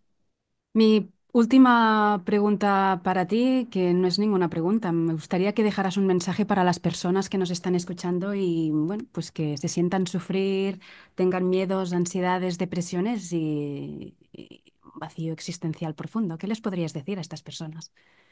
Pues a raíz de todo lo que hemos hablado, yo haría hincapié en la idea incluso aunque no te la creas, pero sí poderla tener ahí, de que de verdad todas las situaciones que estás experimentando en la Tierra las has planificado tú y las has planificado como alma, o sea, con toda la conciencia. Tú no eras inconsciente cuando las planificaste. Podemos ser inconscientes ahora, por ese ego del que hablamos, pero todo lo hiciste con amor y para que te resultara a ti esta vida lo mejor posible a nivel de experiencia. Y cuando tú planificas esta vida, esa vida tiene una revisión, la revisan los sabios. O sea que se aseguran de que todo lo que tú vayas a pasar en esta vida tengas las capacidades y las herramientas para afrontarlo. Nunca venimos aquí y estamos en una situación si yo no tengo las herramientas que necesito. Eso es seguro. O sea, tenemos la capacidad si lo estoy viviendo. Ahora, si estoy sufriendo, si, de acuerdo, entonces tengo que focalizarme en mi mente. Mi ego físico me puede hacer mucho daño. Puede convertir mi experiencia en una pesadilla. Pero si me fijo, lo que la convierte en una pesadilla son mis pensamientos. Ese no del que hablábamos, esa lucha constante, el juicio que me hago constantemente a mí misma, el juicio que hago constantemente a los otros, todo eso me convierte esta vida en una pesadilla. Pero no es una pesadilla. Si aprendemos a retirar nuestra atención del ego, a través de la meditación, a través de la relajación. Hay muchas técnicas para hacerlo, que son sencillas. Y recuerdo toda esta información y tengo en mí la semilla de que esto lo he planificado. La vida vamos a ver que cambia muchísimo. Puedo empezar a entenderla por lo que es. Muy bien, Joaquín Cámara, muchísimas gracias por tu tiempo. Ha sido un regalo estar contigo. Un placer de verdad, María. Muchísimas gracias.